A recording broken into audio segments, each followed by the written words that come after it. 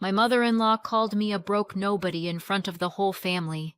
She was absolutely sure her daughter was my boss. She had no idea it was the other way around, that I was the one deciding her princess's professional future. That dinner in Allison's honor? They'll remember it for a long time. Do you even understand how embarrassing this is? Ellen, my mother-in-law, looked at me like I was something she'd found under the fridge.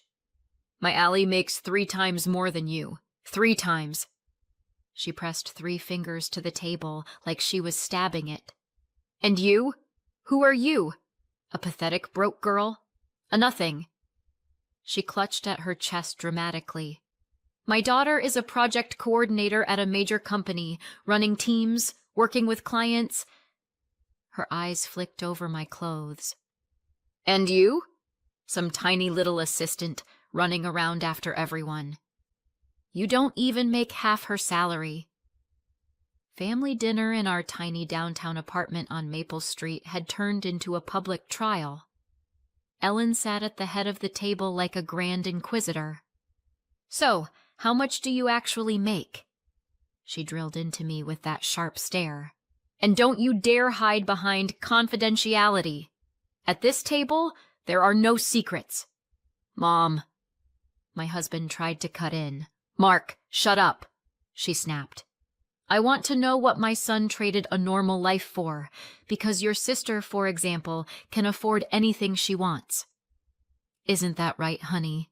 She purred toward Allison. Allison smirked and adjusted her Cartier earrings so they flashed in the light. For Austin, it's more than respectable, she said.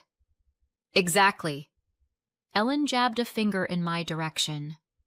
And this one, judging by those bargain bin clothes, doesn't even make half that. An office rat breaking her back for peanuts and actually proud of it. My brother-in-law Derek snorted. Yeah, with that kind of salary you can only chase store promos. He chuckled. Mark said nothing. He just pushed his salad around his plate and kept his eyes down. Every word burned like acid. I sat there thinking about the nights I'd spent awake over project plans, the decisions that kept entire departments running, the numbers and responsibilities they couldn't even imagine. I didn't argue. I didn't defend myself. I smiled, quietly, and mentally filed every word away. The drive home felt endless. Mark's beat-up Ford Focus rolled through late-night Austin like nothing had happened. He stared straight ahead, knuckles white on the wheel, pretending everything was fine. By the time we hit Congress Avenue, I snapped. How long are you going to stay quiet? I asked. You know how my mom is, he muttered. I do know, I said, louder than I meant to. I know your precious mom thinks I'm worthless. I know your sister looks at me like I'm hired help. I know Derek laughs right in my face. And you sit there and... What? Pick at your salad? I'm just a coward, he whispered. I lock up when she yells. I'm sorry. His voice broke. You know how hard you've worked for our mortgage? He pulled over near Zilker Park and parked under a streetlight. There were tears in his eyes. I'm sorry, he repeated. When she starts, I'm that scared little kid again. I'll talk to her. I promise. It was a lie. We both knew it. The next few days were his version of damage control. Flowers from the downtown farmer's market, a fancy box of chocolates from Target, as if a pile of chrysanthemums and sugar could erase years of humiliation. And every time Ellen called to twist the knife, he just mumbled, Yeah, Mom. Okay, Mom. 3 weeks later, I was at my desk, scrolling through internship applications for my department, when something hit me like a jolt of electricity. Allison. Bennett. My sister-in-law. In my pile of candidates, my heart skipped. Then my lips stretched into a very unfriendly smile. Fate had just handed me a gift. Her resume was a masterpiece of fiction. Project coordinator instead of glorified gopher. Managed cross-functional teams. That was about ordering pizza for office parties. Worked closely with executive clients. Translation. Once carried a tray of coffee into a conference room. Lies on top of lies. That night, I slid the papers across the coffee table to Mark. He went pale. "This is your department," he said. "Yes," I replied. "My department. My team. And guess who she'll be reporting to?" "Emma, that's awkward," he said carefully. "Awkward for whom?" My voice went flat. "For Allison, who lied to your mom about being some big-shot coordinator? Or for your mother, who's been telling half of Austin that her daughter is about to become my boss?" "How do you even know that?" he asked. "Because your sister can't keep her mouth shut," I said, "and your mom called me 2 days ago to suggest I learn from a successful woman when my new boss shows up." I stood up and looked him straight in the eye. "That's it, Mark. You're done tap dancing between us. You're either with me or with them. Decide." Silence. Long, heavy. I could almost see the war in his head, fear of his mother versus something that looked suspiciously like love for me. "With you," he finally exhaled. "I should have chosen you a long time ago." That night, he became my accomplice. First stop, HR. "I need to document a potential conflict of interest," I told the HR specialist calmly. "One of the internship candidates is a relative. I want everything handled by the book so no one can complain later."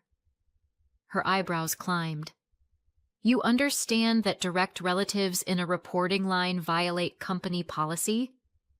"I do," I said.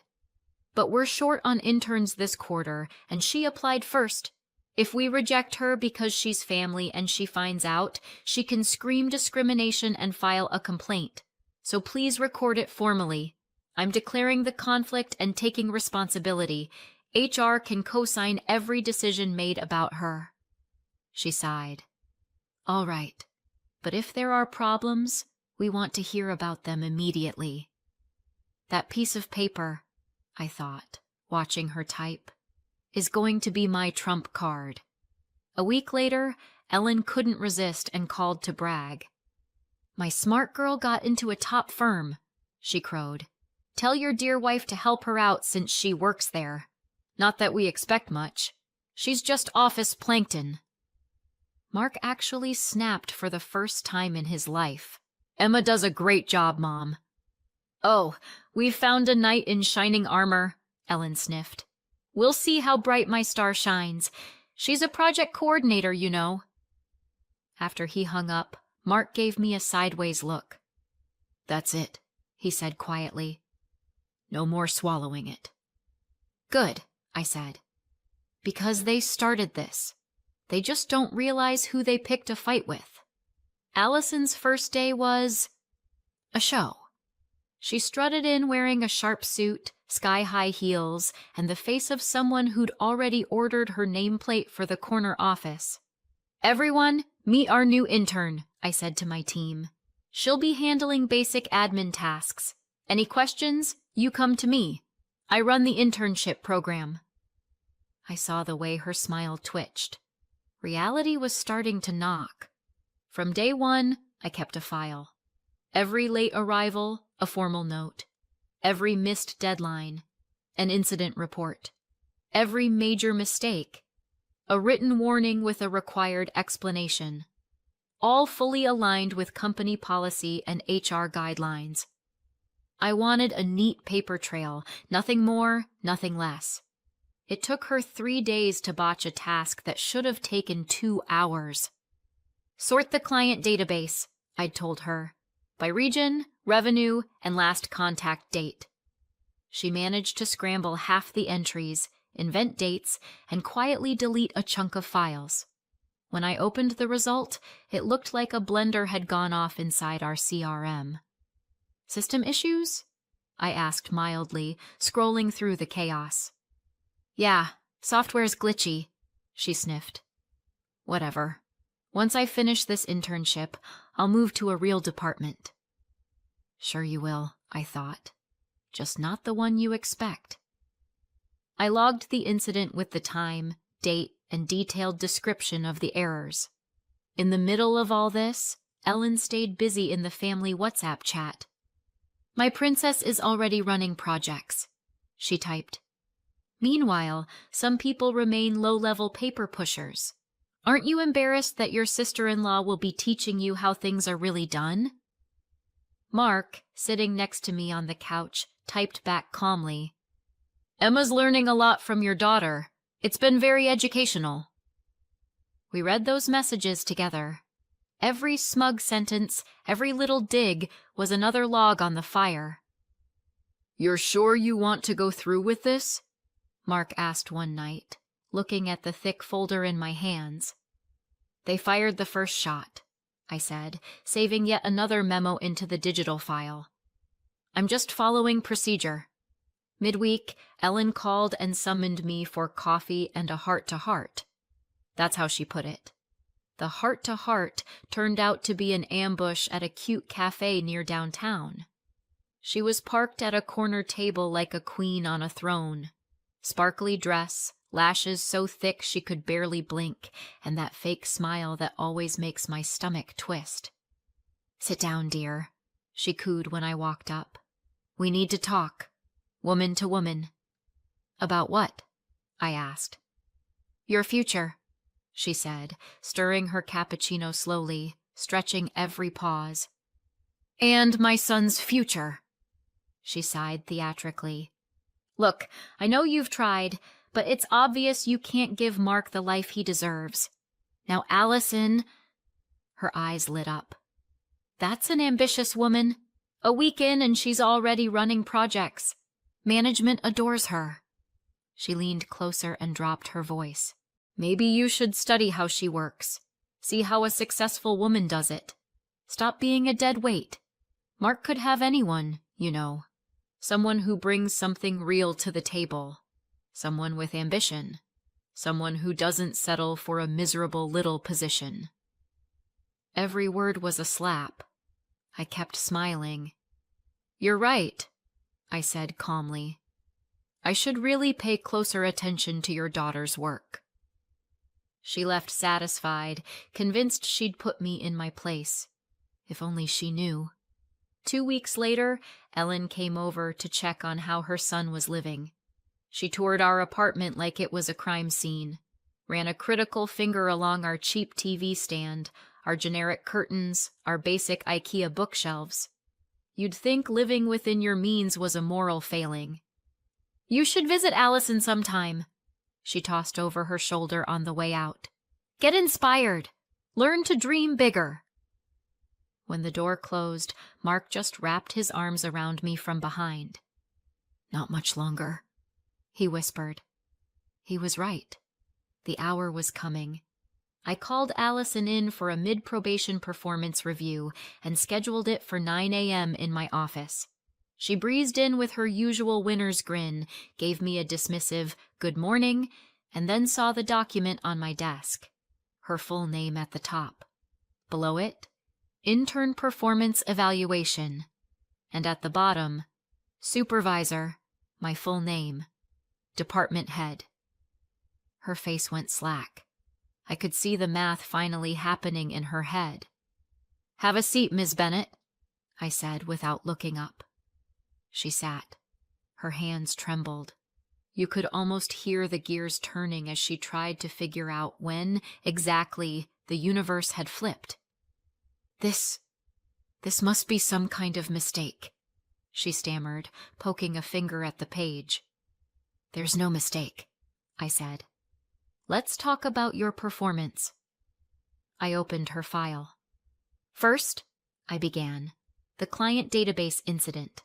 Then the copied report, word for word from public sources, chronic lateness, missed deadlines, multiple complaints from colleagues about the atmosphere in the team.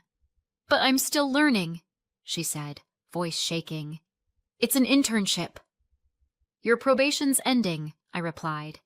This is the formal evaluation." Her eyes showed pure panic. That same day, Ellen called again, this time furious. She didn't bother with hello. "I know you two work at the same company," she almost spat.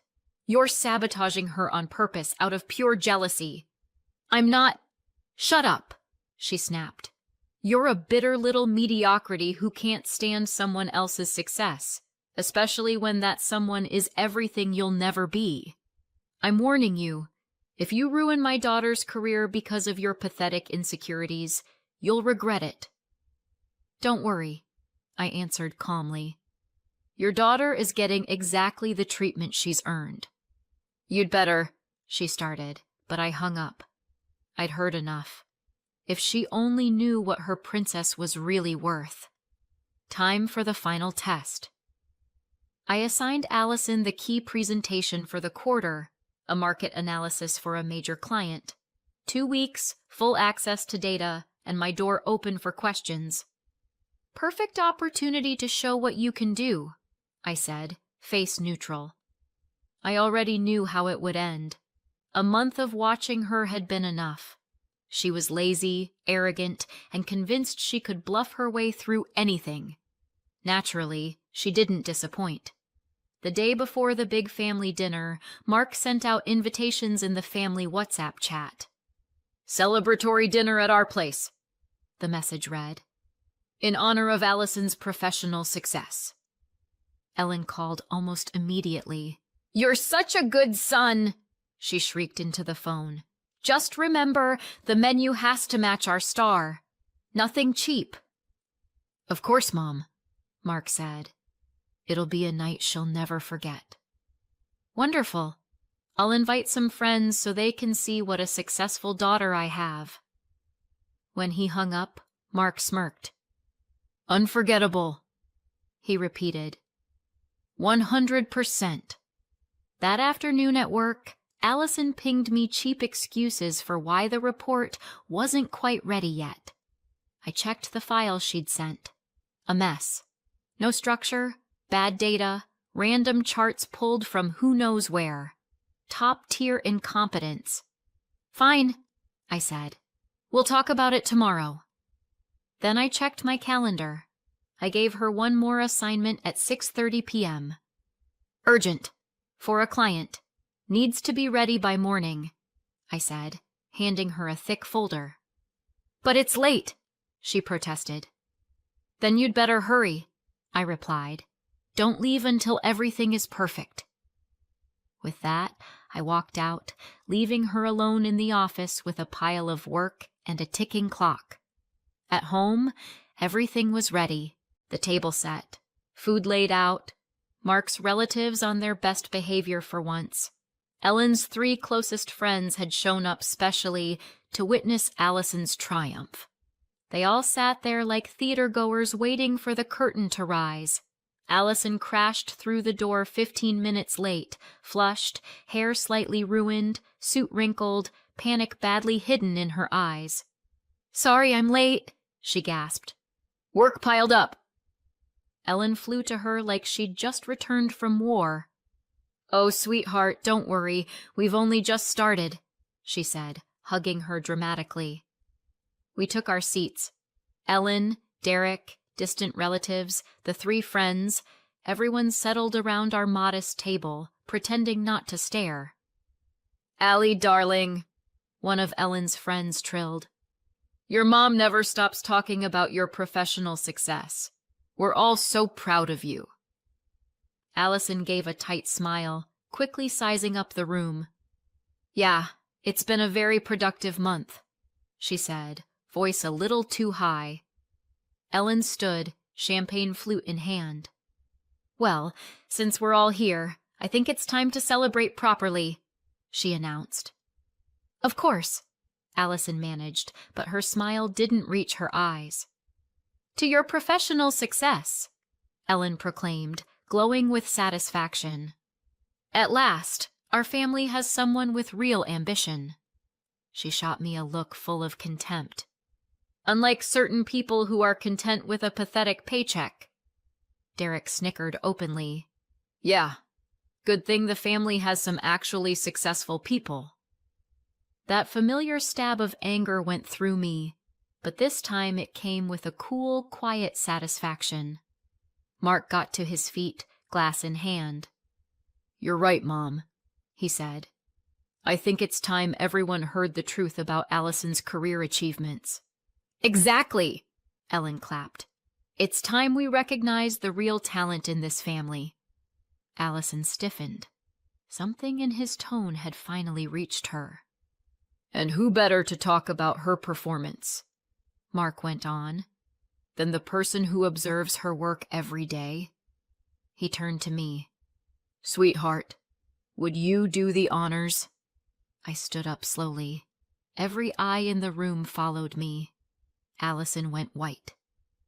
"Before we talk about Allison's professional future," I began evenly, "I think she should properly introduce me to the family." She froze. Her wineglass shook in her hand. "What are you talking about?" Ellen frowned. I didn't look away from Allison. "Allison," I said, "tell them who I am at the office." The room went dead quiet. Allison opened and closed her mouth like a fish dragged onto shore. I, she stuttered. "Say it," I said calmly. "Use my actual title." The words seemed physically stuck in her throat. "Well?" Mark prompted. "She's my direct supervisor," Allison whispered. "Head of the department." Ellen stared at her like she'd suddenly started speaking Martian. "What?" she screeched. "What kind of nonsense is that?" I walked over to the TV, plugged in my phone, and pulled up a slide. On the screen, the official organizational chart. My photo at the top of the department, with my title clearly displayed, Department Head. Below, in the list of interns, Allison's picture, with a neat little note. Intern, probationary period. Ellen grabbed at her chest, color draining from her face. "No, that can't be." "Oh, it very much can," I said, flipping to the next slide. "And this is your daughter's performance review. Let me read the highlights." "No, please," Allison whispered. "Chronic lateness," I read calmly. "Missed deadlines, plagiarism in reports, disrespect toward colleagues." I looked up. "Shall I go on?" Ellen swayed. One of her friends grabbed her arm to keep her from sliding off the chair. "But she said she was a project coordinator," one guest muttered weakly. "Yes," I said. "Allison is a pathological liar." Derek turned beet red. "This is some kind of prank," he snapped. "A setup." I went to the next slide. "This is Allison's email to HR," I explained. "Accusing me of creating a toxic environment. This was her little prank, trying to save herself with false accusations when she realized she was being let go." "You're just jealous," Allison suddenly exploded. "You can't stand that I'm better than you." I studied her with genuine curiosity. "Better?" I repeated. "You're an intern who's getting fired tomorrow. In what universe does that make you better than the person signing the termination?" Ellen made a strangled sound and collapsed back into her chair. "No," she whispered. "My daughter. My princess." "Your princess," I said, voice frost cold, "spent a whole month proving she's the most incompetent employee I've ever supervised." One of Ellen's friends mumbled, "God, what a disgrace." "Shut up," Derek barked. "This is all lies. You two planned this to humiliate us." "Planned?" I raised an eyebrow and pulled up the last exhibit. "Actually, I planned to give Allison a real chance. She's the one who turned it into this." I turned the screen toward the table. "Here's the file Allison sent me an hour ago," I said. "See the attachment? The urgent client presentation she claimed to be working on all evening. I opened it. The worst presentation I'd seen in 10 years. No logical flow, no structure, incorrect data, random generic slides clearly ripped from strangers' work online. Allison covered her face and burst into tears. That presentation is scheduled for tomorrow at 9 a.m., I continued. Naturally, I've already notified leadership that the intern failed the task due to poor performance. Ellen finally found her voice. It came out hoarse and broken. "You're firing her?" she rasped. "Read it yourself," I said, pointing to the HR document on the screen. She squinted at the text, lips trembling, and then read aloud like the words were shards of glass. "Recommendation. Terminate employment due to unsatisfactory results during probationary period." "A little louder?" I asked. "Your friends didn't hear." "Recommendation to terminate employment," she shouted, spitting the words. I walked over to Allison, who was still sobbing in her chair. "This is your last chance to show even an ounce of professionalism," I said. "Tomorrow at 8 a.m., you'll receive the signed documents. You'll collect your things and leave my department with dignity." I looked at her steadily, without a trace of pity. "And my advice? Stop decorating your resume with skills you don't have. The next company will check your references." Ellen staggered to her feet, shock and horror frozen on her face. "How could you do this?" she whispered. "The same way you stood in my kitchen and called me a broke loser," I replied. "Only difference is, I brought receipts." That night, Mark's phone lit up with a chain of voice messages from Ellen, begging, excuses, attempts to rewrite years of humiliation as misunderstandings. He answered with a single text. "Damage is done. Apologize to my wife." No apology ever came. 2 days later, Ellen showed up at our door. Mark opened it and blocked the entrance with his body.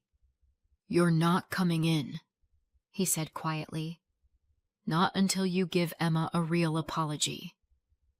Ellen left in tears. The next few months were just consequences. Allison couldn't land a job at any serious company. That performance review followed her like a curse, factual, neutral, and unforgiving. Ellen went quiet. No more boasting at family gatherings. No more, "My princess is running projects." The group chats got strangely calm. Mark and I pulled back from that entire branch of the family tree. The peace we found in that distance was worth more than any apology could have been. 10 months later, we moved. A 3-bedroom condo in a new building on the north side of Austin, with a view of the river and a kitchen I'd only ever seen in other people's Pinterest boards, all bought with our savings, years of budgeting and saying no to ourselves. Mark slipped his arms around my waist as I stood by the window. "Are you happy now?" he asked softly. I looked out at the balcony where, in the spring, I was going to grow tomatoes in big pots. I remembered every time someone had called me a failure, every insult I'd swallowed in silence. "Yes," I said. "I am." "You know," I added after a moment, "they did teach me something. Some people only understand when they lose everything.